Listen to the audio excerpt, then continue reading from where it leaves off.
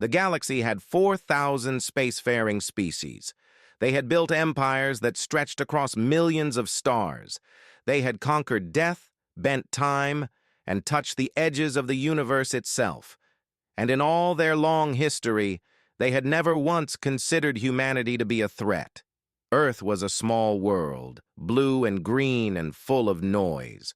The Galactic Concord had discovered it 40 years ago, and they had given humanity a name that every young species received. They called them a cradle species. It was not meant as a compliment. Cradle species were children. They were primitive creatures who had not yet left their home system. They had no faster-than-light travel. They had no energy shields. They had no place in the great councils where the fate of the galaxy was decided. The Concord looked at humanity the way an adult might look at a baby learning to walk. They smiled. They nodded. And they moved on to more important matters. Commander Elena Vasquez stood on the bridge of the UNSC Defiant and stared at the blackness of space. She was 47 years old. Her hair had gone gray at the temples, and her eyes carried the weight of too many sleepless nights. She had spent her entire career preparing for a moment that everyone told her would never come. The aliens had given humanity nothing, no technology, no protection, no seat at any table that mattered.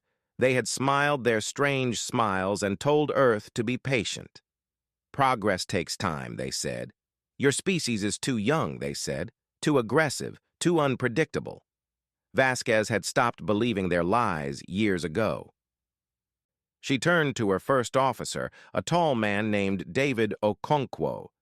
He was looking at the same sensor readings she had been studying for the past hour. His dark face was calm, but she could see the tension in his shoulders.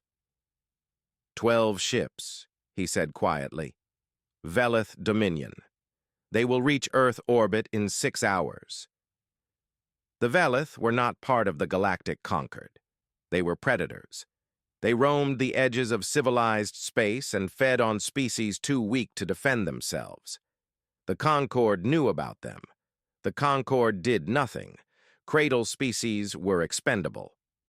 Vasquez had watched the Velith destroy 3 other young civilizations in the past decade. She had seen the footage. Burning cities, mass graves, entire populations loaded onto ships and taken away to serve as slaves or worse. The Concord had issued statements of concern. They had called for peace, and then they had done absolutely nothing. Now the Velith had come to Earth. Have they sent a message? Vasquez asked. Okonkwo nodded. He pressed a button, and a voice filled the bridge. It was harsh and cold, like metal scraping against stone. Creatures of Earth, you have been selected for harvest. Your world will serve the Dominion. You will surrender your population centers within 1 planetary rotation. Resistance will result in extinction. This is not a negotiation. This is your notification. The message ended. The bridge was silent. Vasquez looked at the faces of her crew. She saw fear. She saw anger. She saw the desperate hope of people who knew they were outmatched.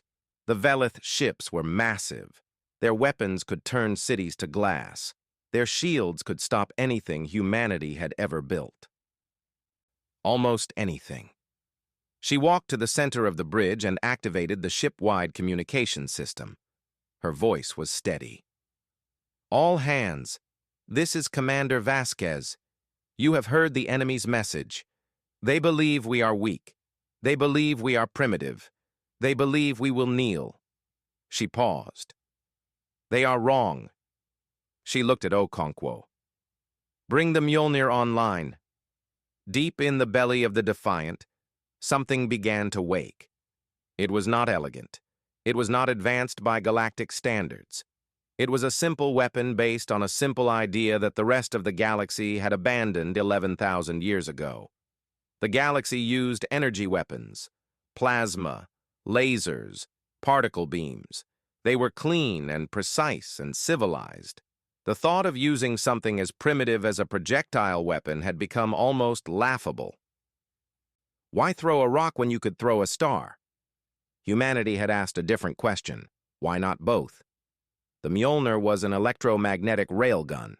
Two parallel rails, each one 300 meters long, running through the spine of the ship. Between them sat a single tungsten slug. It weighed 200 kilograms. It was nothing but metal, shaped and polished and waiting.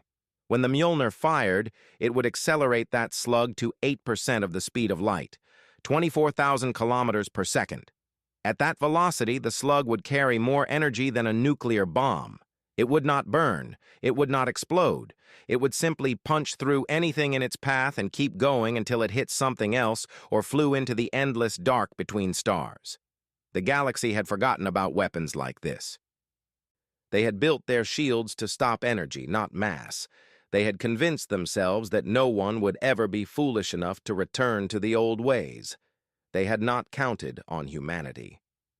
Okonkwo looked up from his console. Mjolnir is online. Reactor power at 60% and climbing. We will be ready to fire in 7 minutes. Vasquez nodded. She looked out at the stars and thought about her daughter back on Earth. Maria was 12 years old. She wanted to be an astronaut. She wanted to see the galaxy. The Velith wanted to take that future away. They wanted to turn Maria into property. They wanted to burn everything humanity had built and scatter the ashes across space. Vasquez would not let that happen. "Set course for the enemy fleet," she said. "All hands to battle stations." The Defiant turned toward the coming storm. Behind it, Earth waited. 8 billion people looking up at the sky and wondering if they would live to see tomorrow. Commander Elena Vasquez intended to give them an answer. The Velith fleet moved through space like a pack of wolves, 12 warships, each one larger than anything humanity had ever built. Their hulls were black and covered with weapons that glowed with barely contained energy. They had destroyed civilizations. They had burned worlds. And now they were coming for Earth. Overseer Krathel stood on the command deck of his flagship and watched the tiny human ship approaching. He was old even by Velith standards. His scales had turned from bright green to dull gray, and his eyes had seen 1,000 species kneel before his kind. This would be no different. "They send one ship," he said to his officers. "One ship to face 12. These creatures are either brave or stupid." "Perhaps both," his second officer replied. "The Concord files say they are aggressive but primitive. No energy weapons. No shields worth mentioning. They still use chemical rockets." Krathel made a sound that passed for laughter among his people. "Then this will be quick.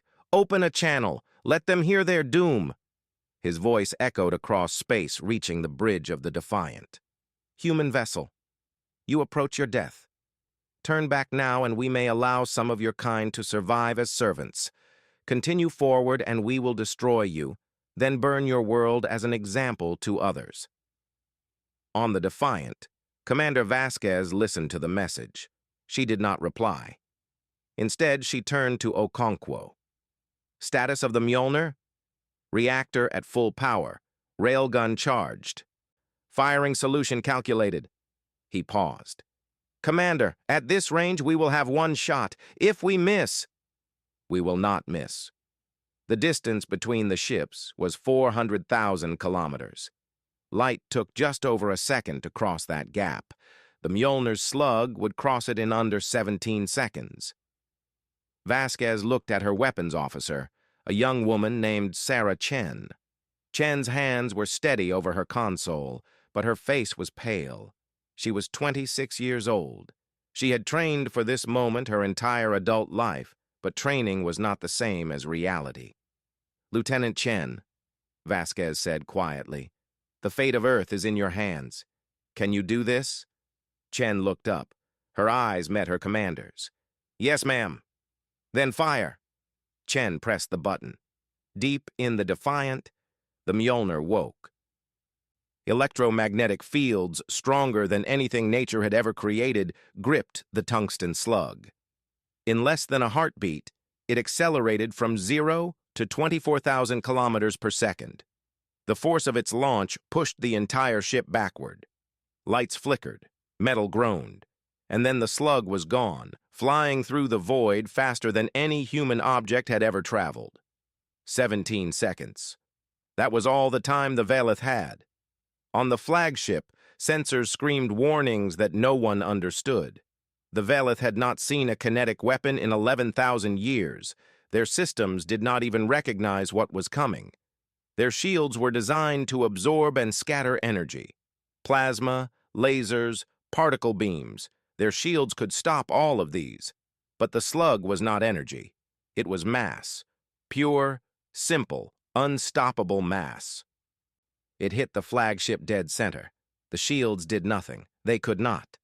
The slug passed through them as if they were not there. It entered the front of the ship and punched through deck after deck after deck. Metal vaporized. Atmosphere exploded outward. Crew members died so fast they never knew what killed them. The slug exited through the rear of the ship and continued into space, still traveling at nearly the same speed. Behind it, the flagship was gone, not destroyed in the traditional sense. There was no explosion, no fireball. There was simply a hole. A perfect cylindrical hole running through the entire length of the ship. For a moment, nothing happened. The ship hung in space, dead. Then the secondary explosions began, reactors breached, fuel ignited. The flagship tore itself apart from the inside. Overseer Krathel died without ever understanding what had happened. The remaining 11 Velith ships saw their flagship vanish. Their sensors showed them data that made no sense. A projectile weapon? Impossible. No one used projectile weapons anymore. No one was primitive enough to rely on something so ancient. Fear spread through the fleet. The Velith were predators, but they were not stupid. They knew when they faced something they did not understand, and they knew that the same weapon could be fired again. Panic took hold. The fleet scattered. 11 ships turned and ran in 11 different directions, their engines burning at maximum power. They did not stop to recover survivors. They did not send messages of defiance. They simply fled. On the Defiant, the crew watched in stunned silence. They had hoped the weapon would work. They had prayed it would be enough, but seeing it happen, seeing an enemy flagship erased from existence by a single shot, was something else entirely. Chen stared at her console. Her hands were shaking now. "Direct hit," she whispered. "Target destroyed." Okonkwo looked at the fleeing ships. "They are running, Commander. All of them." Vasquez did not smile. She did not celebrate. She knew that this moment would change everything. The galaxy had seen humanity fire a weapon that had been forbidden for 11,000 years. They had seen a cradle species destroy a warship from a superior civilization. The Velith would tell others. The Concord sensors would have detected the energy signature. Within hours, every spacefaring species in the galaxy would know what humanity had done. "Send a message to Earth," Vasquez said quietly. "Tell them the threat is neutralized. Tell them we are coming home." She paused and looked out at the stars. Somewhere out there, 4,000 civilizations were about to learn a lesson they had forgotten long ago. Primitives could bite, and humanity's bite was unlike anything the galaxy had ever seen. The Galactic Concord had stood for 50,000 years. It had survived wars that burned entire star systems. It had outlasted empires that once ruled half the galaxy.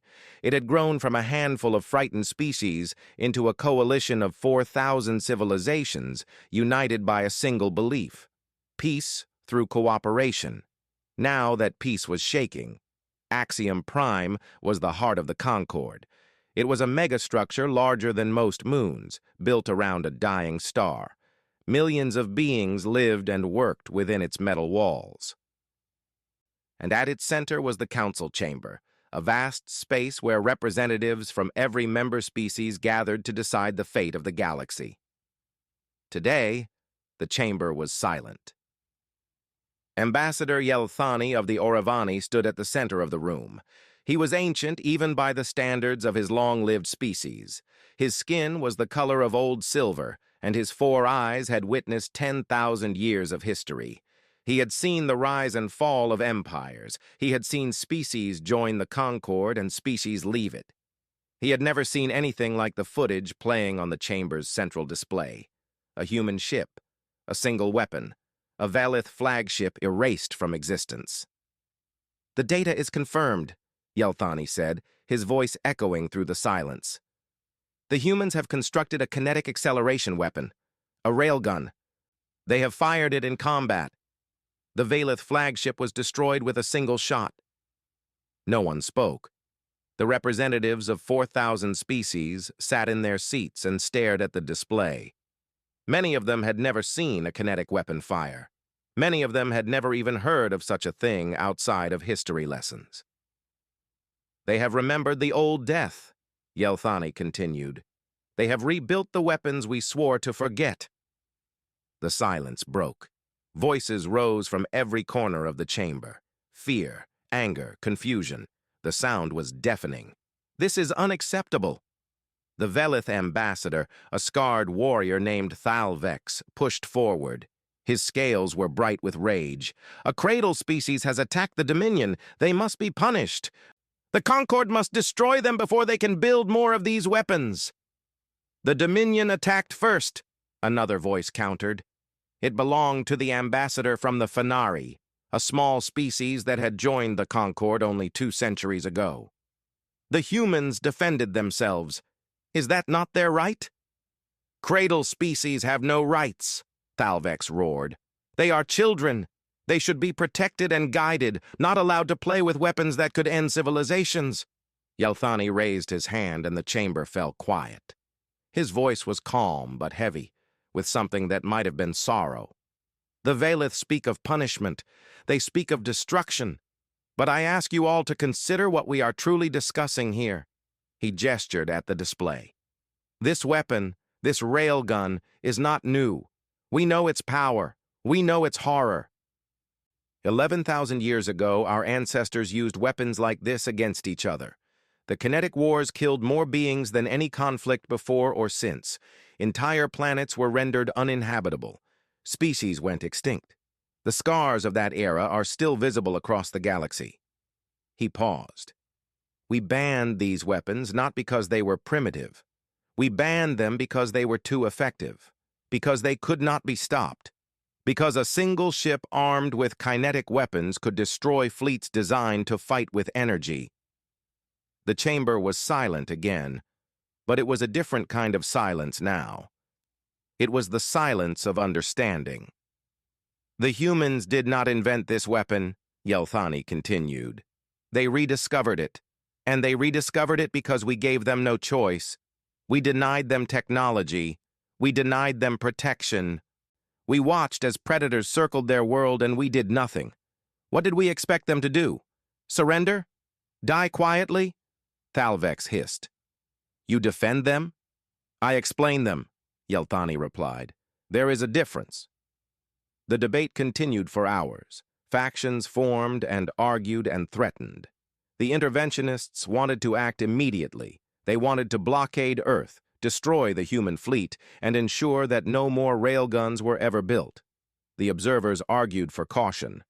Any attack on humanity might prove them right. It might turn a defensive species into an offensive one. And then, there was the silent minority. These were the representatives of species who had once been cradle civilizations themselves. They remembered what it was like to be small and weak and ignored. They did not speak in the open chamber, but in the shadows. They began to send messages to Earth. When the session finally ended, no resolution had been reached. The Concord was divided. Some wanted war, some wanted peace. Most simply wanted the problem to go away. But problems did not go away just because you wished them to. Yelthani returned to his quarters and sat in the darkness. He was tired in ways that had nothing to do with his body. He had lived for 10,000 years. He had seen the galaxy change and grow and sometimes heal. But he had also seen it make the same mistakes over and over again. He composed a message to Earth. It was short, because he did not know what else to say. You have remembered what we chose to forget. We do not know if you are salvation or extinction, but we are watching. He sent the message and closed his eyes. Somewhere across the galaxy, a species that had been dismissed as primitive was looking at the stars and wondering what came next. Yeltani wondered the same thing, and for the first time in a very long time, the ancient ambassador did not know the answer. 5 years changed everything. Earth was no longer a quiet blue dot hiding at the edge of the galaxy. It was now the center of something new. 200 orbital defense platforms circled the planet, each one carrying a railgun powerful enough to crack a moon. The factories that had once built cars and planes now built warships, and humanity, the species that everyone had dismissed as primitive and harmless, had finally stepped beyond its cradle. A sympathetic species, the Fenari, had given humanity the secret of faster-than-light travel. They had done it quietly, without the Conquered's permission. They had done it because they remembered what it was like to be small and afraid, and they believed that the galaxy needed someone willing to fight. Now human ships flew between the stars. Colony vessels carried families to distant worlds. Survey teams mapped systems that had never seen human eyes, and behind all of it, always watching, always ready, was the Terran Defense Fleet. Admiral Chen Wei-Lin stood on the bridge of the TDF Resolute and studied the tactical display. He was 53 years old, with short gray hair and the hard eyes of a man who had seen too much death. He had been a young officer on the Defiant when Commander Vasquez fired the first shot. He had watched the Velith flagship die. He had spent every day since then preparing for what came next. "Report," he said calmly.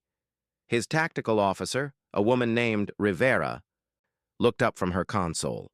Her face was grim. 3 civilian transports destroyed, Admiral. The Velith hit them before our escorts could respond. Over 4,000 colonists dead, including families, children. Chen closed his eyes for a moment. When he opened them, they were cold. The Pax Terra doctrine was simple. Humanity would not fire first. Humanity would not seek war. But any attack on human ships or human worlds would be met with overwhelming force. The Velith had tested this doctrine. They had found a convoy of colonists heading for a new world, and they had burned them out of spite and anger and wounded pride. Now they would learn the cost. "Set course for Velith Prime," Chen ordered. "All ships, full combat readiness."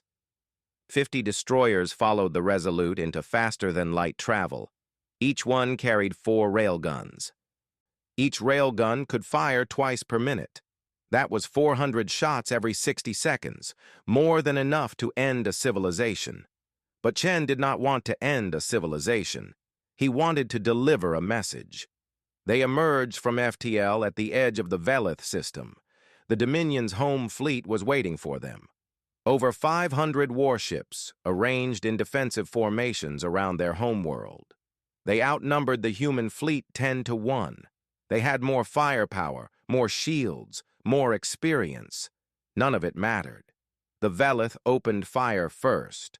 Plasma bolts crossed the void, beautiful and deadly. They splashed against the human ships' hulls and scorched armor and melted weapons. But the human ships kept coming. They pushed through the fire, absorbing damage that would have destroyed any other fleet. Because they only needed to get close enough to fire. The first railgun salvo launched, 50 ships, 200 slugs, each one moving at 8% of the speed of light. The Velith shields were designed for energy weapons. They had been designed that way for 11,000 years. They had never been updated because no one used kinetic weapons anymore. No one except humanity. The slugs tore through the Velith fleet like a storm of invisible death. Ships did not explode. They simply came apart. Hulls shattered, reactors breached, atmosphere vented into the void. In 30 seconds, the first wave of defenders was gone. The Velith tried to close the distance. They knew their plasma weapons were more effective at close range. They burned their engines and rushed toward the human fleet, desperate to get close enough to fight back. But railguns did not care about distance. Plasma dissipated over range. Tungsten did not. The human ships kept firing, kept killing, kept advancing. In 4 hours, it was over. The Velith home fleet was debris. Their orbital defense platforms were dust. Their planet hung in space, defenseless and terrified. Chen activated a communication channel. His voice reached every receiver on Velith Prime. People of the Dominion, you attacked our civilians. You killed our families. You believed that we were weak because we chose not to fight. You were wrong. He paused and looked at the planet below. Billions of Velith lived there. They had not chosen to attack humanity. Their leaders had made that choice for them. We did not come here for conquest. We did not come here for revenge. We came here so that you would remember this day. Remember what happens when you attack humanity. Remember the cost. He turned to his helm officer. Set course for home. Sir. The officer looked confused. We are not occupying the planet? No, Chen said quietly. We are not conquerors. We are not predators. We proved our point. Now we leave. The human fleet turned and vanished into faster-than-light travel. Behind them, Velith Prime remained untouched. Its people were alive. Its cities were intact. But its fleet was gone, and its pride was shattered. The message spread across the galaxy within days. Humanity had crushed a major military power without losing a single ship. They had done it with weapons the galaxy had forgotten. And then they had walked away without taking anything. The Concord was stunned. The elder species were afraid. But the cradle species, the young civilizations that had been ignored and exploited for thousands of years, saw something else. They saw hope. They began sending envoys to Earth, not to ask for protection, to ask for railgun schematics. Humanity was happy to share. 20 years had passed since a single tungsten slug had changed the galaxy. Earth was no longer alone. 47 species had joined the Terran Compact, a defensive alliance built on a simple promise. No member would ever be hunted again. Most of these species were former cradle civilizations. They had been ignored by the Concord, exploited by predators, and left to die in the darkness between stars. Then humanity had shown them another way. Now they stood together. Now they had teeth. The Galactic Concord had finally done what it should have done 40 years ago. They had invited humanity to join the Council, not as a cradle species, not as a junior member, as a full partner, with a voice and a vote and a seat at the table where the fate of the galaxy was decided. Elena Vasquez stood outside the council chamber and adjusted her uniform. She was 67 years old now. Her hair was completely white, and her face carried the lines of 2 decades of leadership. She had retired from the military after the Battle of Velith Prime. The politicians had asked her to lead humanity in a different way. She had become Secretary General of Earth's United Nations, the voice of her species in a galaxy that had finally learned to listen. Her aide, a young man named Torres, handed her a tablet. Your speech is loaded, ma'am. Are you ready? Vasquez looked at the massive doors in front of her. Beyond them sat representatives from 4,000 species. Many of them had once laughed at humanity. Many of them had called her kind, primitive, aggressive, dangerous. Now they were waiting to hear what she had to say. I have been ready for 20 years, she said quietly. The doors opened, and she walked into the chamber. The silence was immediate. Thousands of alien eyes turned to watch the human woman walk toward the central platform. She moved slowly, deliberately, letting them look. She wanted them to see her. She wanted them to remember this moment. She reached the platform and looked out at the assembly. Somewhere in the crowd, she could see Ambassador Yelthani of the Oravani. He was older now, His silver skin faded to something close to white. He had been the first alien to acknowledge what humanity had done. She nodded to him slightly, and he nodded back. Then she began to speak. "For 40 years you called us children. You told us we were too young to understand the galaxy, too violent to be trusted with technology, too primitive to sit among the great civilizations of the conquered." Her voice was calm, but carried through the entire chamber.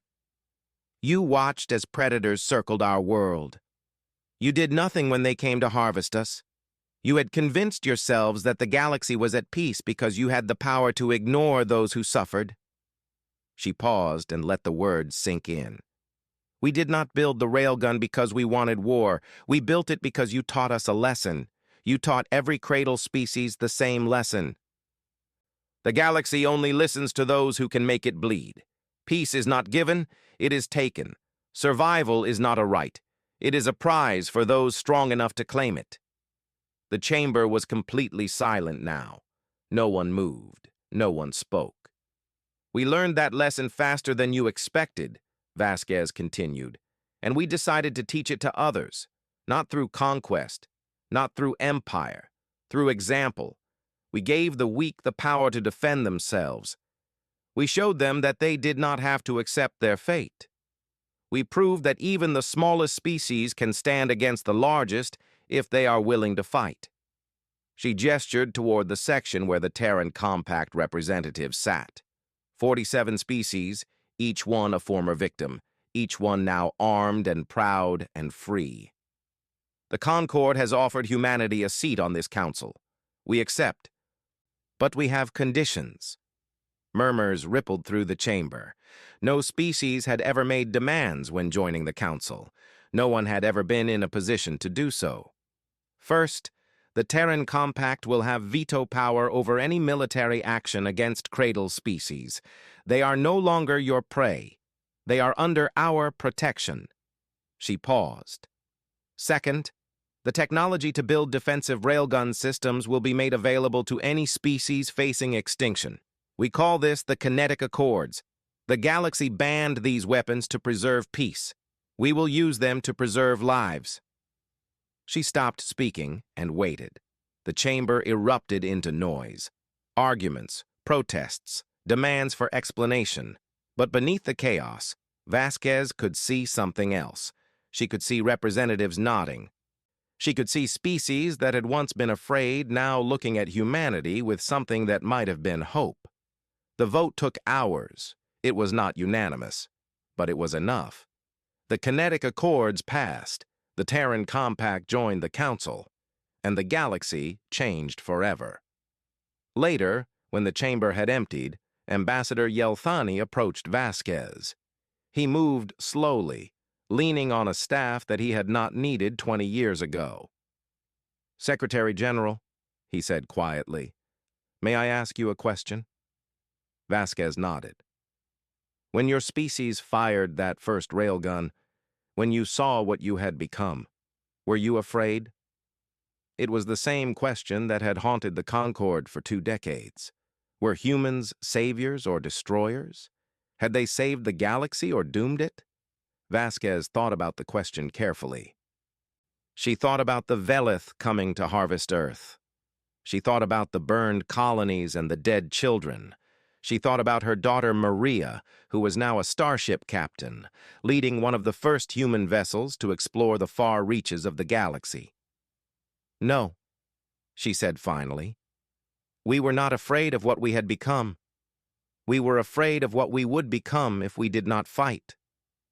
Yelthani was silent for a long moment. Then he bowed his head slightly. "Perhaps," he said, "that is why the galaxy needed you." Vasquez turned and walked toward the great windows of the council chamber. Outside, stars filled the void.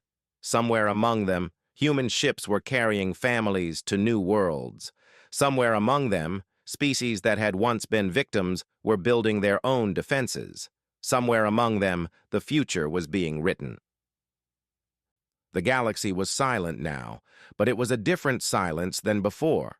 Not the silence of fear, not the silence of oppression. It was the silence of listening. For the first time in 50,000 years, the great civilizations of the Concord were paying attention to the voices they had always ignored. Elena Vasquez looked at the stars and smiled.